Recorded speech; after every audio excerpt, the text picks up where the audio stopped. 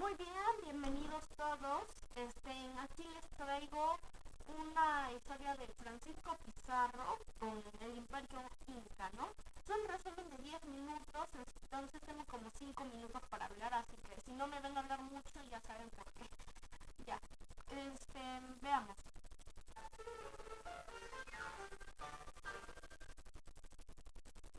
Para 1532, cuando los españoles empezaron la conquista del actual Perú, la región estaba dominada por el Imperio Inca.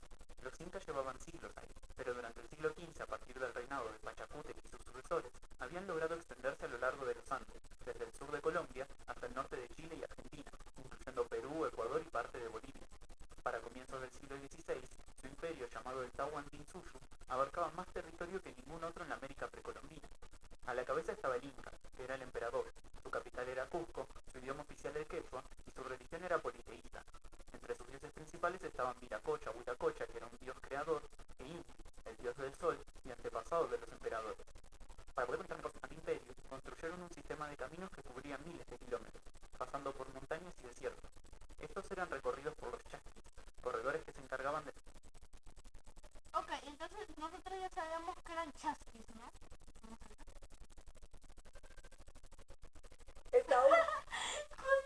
Justo estoy adelantando para que tengamos más tiempo, se pone anuncio. Pizarro, que ya tenía una larga historia en el Nuevo Mundo. Había nacido en Trujillo, España, probablemente alrededor de 1478. Era bastardo y analfabeto. Llegó a América en 1502 y en 1513 participó de la expedición que descubrió el Océano Pacífico, al mando de Vasco Núñez de Balboa. Otras campañas le siguieron, y llegó a tener tierras y cargos en la ciudad de Panamá. Fue ahí donde se enteró de la expedición de Pascual de Andagoya, de 1522, que reforzaba los rumores de los nativos sobre un reino de grandes riquezas hacia el sur.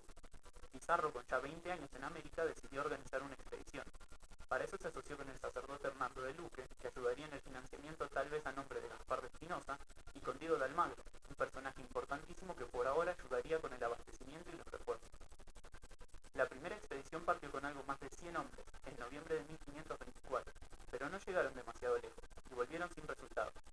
La segunda empezó a principios de 1526. Tras muchos meses se encontraron con una balsa con mercaderes y con un cargamento que anticipaba riqueza. Pero para mayo de 1527 llevaban más de un año explorando y no habían encontrado nada que equiparara a sus sufrimientos. Estaban en la isla del Gallo al sur de Colombia. En una ocasión, frente a los descontentos, Pizarro habría trazado una línea en la arena y preguntado quiénes se animaban a seguir con él para buscar riqueza. Apenas 13, los 13 de la fama al menos, se le habrían unido. En realidad no sabemos cuánto tiene de leyenda este hecho, pero muestra lo duro de la situación. Ok, no sé si han escuchado los conocidazos 13 de los 13 de la fama o algo así dice acá, ¿no? Que acompañaron a Pizarro a, si mal no me equivoco, unas islas, y ahí en la isla, o sea, Pizarro decía, ¿quién me acompaña? ¿Quién me acompaña? 13 hombres dijeron, ¿sabes qué? Yo voy, somos pecho maduro. Y se fueron, y ellos son conocidos como los 13 de la fama, si mal no me equivoco, o también tienen otro nombre que pues no he dicho acá, pero bueno, tienen otro nombre, ¿no? Entonces, ¿qué pasó? Fueron con Pizarro a una isla, y entonces Pizarro dice, ¿saben qué? Vamos a explorar la isla. Y mientras exploraban se encontraron con los incas, ¿no? Y ellos estaban, ¡ah! ¿Y estas personas quiénes son? ¿Saben qué? No, nosotros los vamos a conquistar. Acá, esta es nuestra tierra, ahora ustedes se nos van. Así, algo así fue. Que continuó por meses hasta que vinieron refuerzos. Pizarro entonces, en vez de volver, siguió hacia el sur, y esta vez encontró lo que buscaba. Llegando al norte de Perú vieron con Tumbes, una rica ciudad que era parte del imperio inca. Tras seguir un poco más, Pizarro decidió retornar, para organizar otra expedición y conseguir además los permisos oficiales para apropiarse de la tierra. Claro, porque Pizarro en sí no podía ir, ¿sabes qué? Ya, todo esto es mío, vamos a conquistar esto. No, obviamente necesitaba unos permisos. Y ahí hay una famosa, bueno, acá lo van a explicar seguramente. En 1529 lo encontramos de vuelta en España, entrevistándose con el rey. El 26 de julio firmó con la reina las capitulaciones de Toledo. Estas lo nombraban gobernador y... Ahí está, las famosas capitulaciones de Toledo. ¿qué iban a hacer la capitulación de Toledo? Bueno, le iban a dar a este hombrecito, a este Pizarro, ¿no? Pizarro. Ya, Pizarro, le dieron el permiso que se llevaran los hombres, todo para que conquistara esa isla, ¿no? Más que nada. Y capitán general, que sumaban títulos y cargos para Almagro, Luque y sus 13 hombres más cercanos. Mientras estaba en España reclutó a sus hermanos. Además no sabemos si se encontró con Hernán Cortés, pero tampoco necesitaba hacerlo para conocer sus experiencias con los mexicas. Después de conseguir todo lo necesario, partió de Panamá en enero de 1531 con unos 180 hombres. Mientras tanto, Almagro organizaba otra expedición de apoyo. La pregunta clave es cómo lograron conquistar un imperio tan grande siendo tan poco. Sin duda jugó a su favor el contexto político del imperio inca. El emperador, Huayna Cápac, había muerto unos años antes, y dos de sus muchos hijos se disputaban la sucesión en una guerra civil. A Atahualpa lo apoyaba el norte con centro en Quito, mientras que a Huáscar la facción de Cusco. Para cuando los españoles llegaron, Huáscar acababa de ser derrotado y Atahualpa ocupaba el puesto del inca. Si bien había ganado, el conflicto debilitaba al inca. Claro, ahí fue donde vimos que los dos hermanos estaban peleando por el trono, ¿sí o no? Entonces, a uno lo habían humillado y lo habían matado, torturado, y el otro dijo, ahora todo esto es mío. Pero justo llegó Pizarro, ¿no? Como nos explicaron en ese video, llegó con los demás y lo mataron. Unidad del imperio y tenía el ejército dividido y ocupado. Poco a poco Pizarro fue enterándose de todo esto. A principios de 1532 cuando... Miren, por acá, esta mitad apoyaba a un hermano y esta otra mitad apoyaba al otro, ¿no? Al otro hermano. Pero igual los terminaron muriendo y pues gracias a ellos, muchas gracias a ellos, pues derrocaron al imperio incaico. Llegó a Tumbes y se encontró destruida. Continuó hacia el sur y unos meses después decidió fundar San Miguel de Piura, pensada como un punto de conexión. Más adelante se encontraron con un noble mensajero del Inca, que les trajo regalos, inspeccionó sus fuerzas y les dijo que Atahualpa estaba en la ciudad de Cajamarca, dispuesto a entrevistarse con ellos. El emperador quizás confiaba en su superioridad numérica, o estaba concentrado en otros frentes. Mientras avanzaban, Pizarro aprovechaba la desunión para sumar aliados. Muchas comunidades querían librarse del dominio inca. Finalmente llegaron a Cajamarca el 15 de noviembre. El emperador, que estaba con su ejército en las afueras, dio alojamiento a los invasores. Se reunió con algunos de ellos y pactó una entrevista en la plaza de la ciudad, que llegó al día siguiente. Los españoles se habían posicionado estratégicamente rodeando la plaza.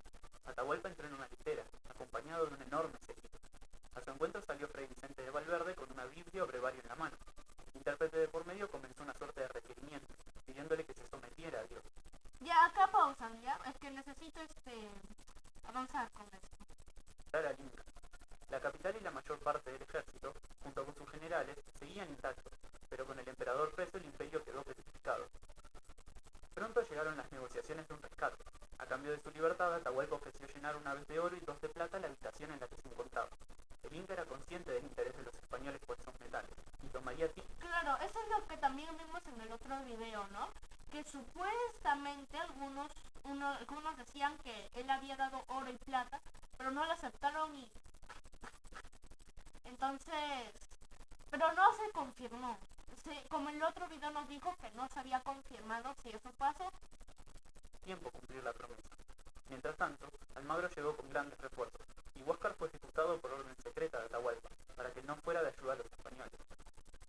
Pizarro mandó a fundir el rescate, y el reparto comenzó en junio de 1533.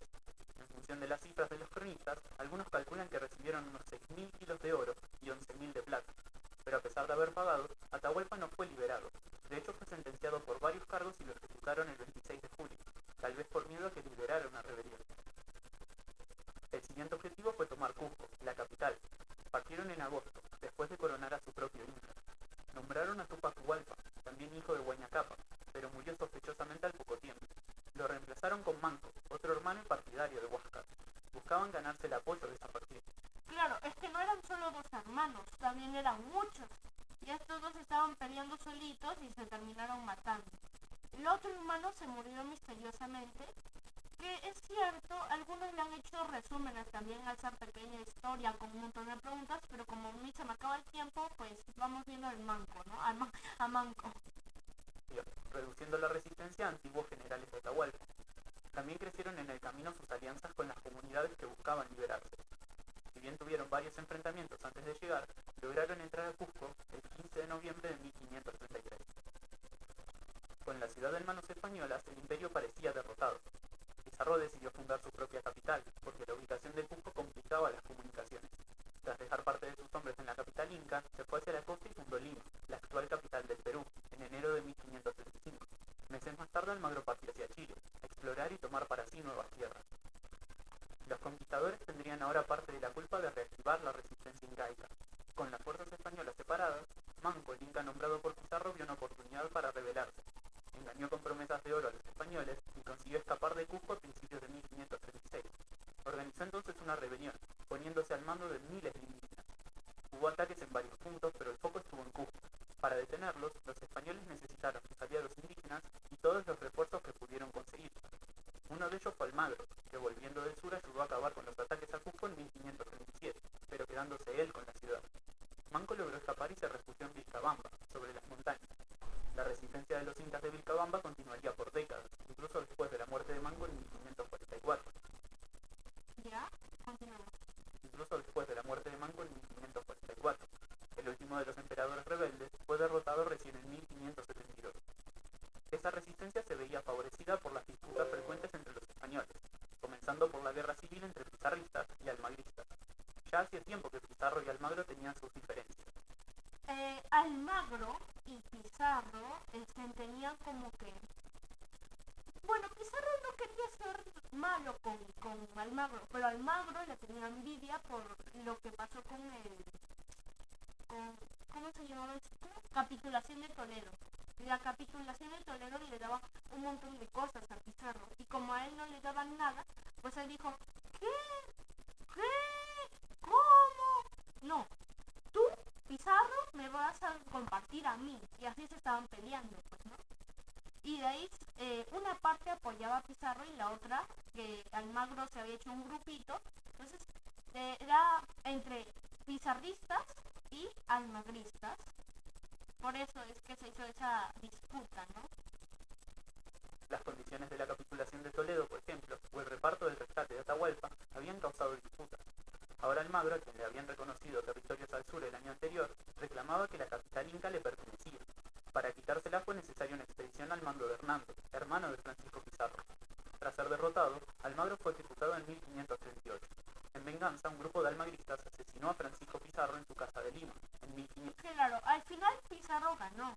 Y el que le había dado el permiso de la capitulación de Toledo dijo, ¿sabes qué, Almagro? Tú no puedes estar haciendo esto, muy mal, y lo mató.